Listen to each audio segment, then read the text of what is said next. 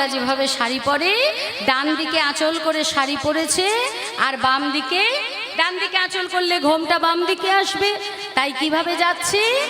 বাম ভুজহি বসনে মুখ ঝাপহি, বাম ভুজহি বসনে মুখ ঝাপহি, বাম ভুজহি বসনে মুখ ঝাপহি, বাম নয়নে ঘন চায় গো, বাম নয়নে ঘন চাই গো, বাম নয়নে ঘন চায় গো, বাম নয়নে ঘন চাই গো, ঘন ঘন চাইছে, ঘন ঘন চাইছে, চকিত নয়নে গোরা ঘন ঘন চাইছে, চকিত